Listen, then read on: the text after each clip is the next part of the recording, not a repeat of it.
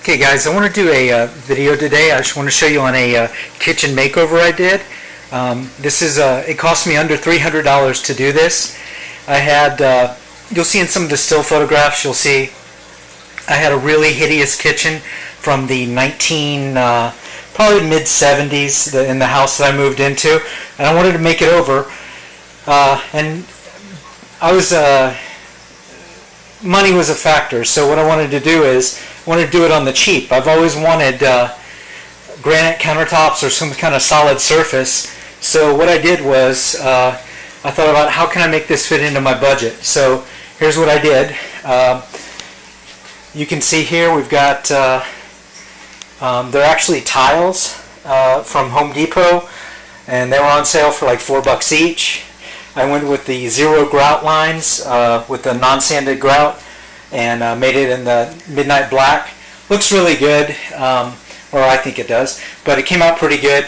And went with a sink from a garage sale, which was about $50. I guess it was, I think it was a new housing development, and it was pulled out of a house that was being, they wanted something custom in it, so I got it for $50. This was a clearance item for the pull-out sink here. You can see it's pretty good. You know, it's a the Home Depot brand, so works pretty good. Not too bad.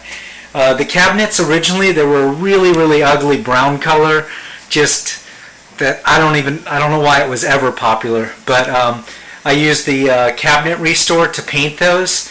Total cost on painting the cabinets. And I completely primered them inside and out before I did that with some kills. Total cost probably was around the $30 mark, maybe a little bit more. Not very expensive at all. And then I went with some brushed nickel pulls. You can see my handles are area around my handles there, but you can see the brushed nickel pulls. I think they look simple and fairly elegant for this level of kitchen. And to keep the cost down, I went without I used like a wooden edging here, and it looks okay and it functions pretty good.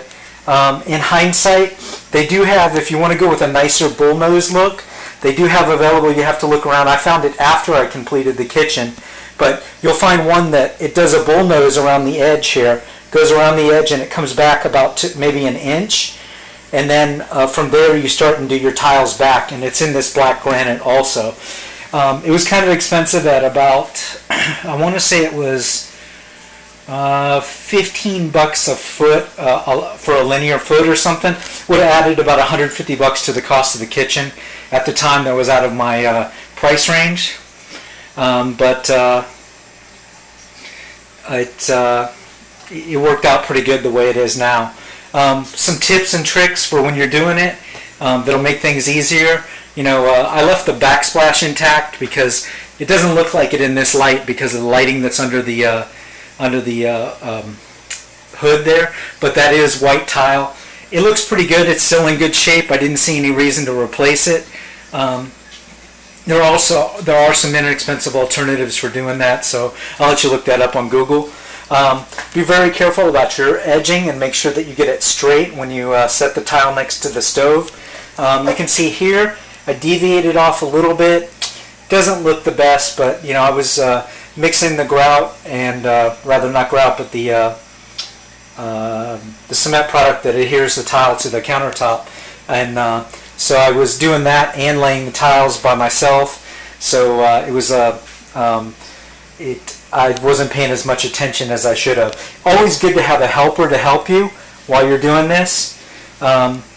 You can see, actually you can't see, but below here, what I did for the sub-sheeting underneath the tile and was a sheet of plywood. I actually got a salvage sheet of plywood because it was in great shape. There was no water damage to it. I got it for free, so was able to cut that and piece it in. So that added $0 to the build.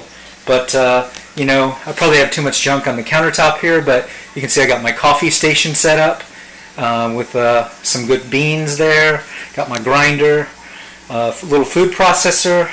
Always got to have something to cook up some margaritas in, waffles for my son, and came out pretty good. The only thing that I changed from the original build when I did this, and again, I used these originally, they're basically for like a garage or for an exercise room, and they're these floor mats. I'll pull one up here and let you see. You can see about how thick they are. They're made out of sort of a rubber material, rubber sort of, and it has a nice give to it. You can see if you squeezed it there. The good thing about this, when I installed these, is A, they're really, really inexpensive. You can buy a 5-pack for, I don't know, I think 20 bucks at Walmart. And the good thing is when you stand on them, like I am right now, they have a lot of give. I mean, it's really easy if you're going to be standing in the kitchen for a while. It's easy on your feet. And as an added bonus, if you drop your a glass or a dish or something, it won't break. You can drop it from cabinet level up here. You can drop a bowl on that and it won't break at all. It'll just bounce, and then it'll be okay.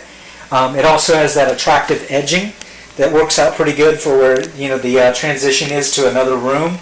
The only downside to using this was that when I wanted to use it over here on my garage door, because my kitchen leads up to my garage, I would have had to cut the bottom of the garage door, and I'm not 100% committed to that flooring enough to do that. So what I decided to do was just to, after having it in but not having it completed to that garage door, having it kind of like a swing area for the door because it swings in, I decided to take it out after a while. But basically, it's a good choice depending on what your setup is. Again, ultra cheap. It's very versatile. It works really good. I had this before, but I was able to get the dishwasher at a garage sale. I think it was around $15. Good deal. Hand-me-down microwave oven you can see there. The hood, again, was very inexpensive. I think it was a garage sale find, or it might have been like $20, $30. But for putting in the countertops, painting the cabinets, the pulls, the tile, and all the the sink, and for all the materials to do this tile, it wound up being under a $300 job. And I'll have the price list on the description of the video. Came out pretty good. I'm really, really happy with the solidity of it. When you go to cook something or when you set something down, it feels really solid, and it's just it's been a really good investment for it. So that's really what I wanted to put forth on the video here. So if you have any questions or concerns about the process, this is the kind of tile, by the way, that I used. I'll pull it over here where the lighting is a little better. This is the thickness of the tile. I wanted to bring a little sample in here, and you can see it just is the same as that. A lot of people also, by the way, use this as the edging, and if you use the correct sealer, maybe I've read that the DuPont sealer will make this edge look as black as the top because of the way it seals it. It wets it and seals it.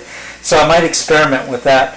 And then do away with this wooden edging, because that would look a little nicer. And on your tile saw, you just put a 90-degree cut on it to make it a little rounder, or make it be nice, or make it nice rather.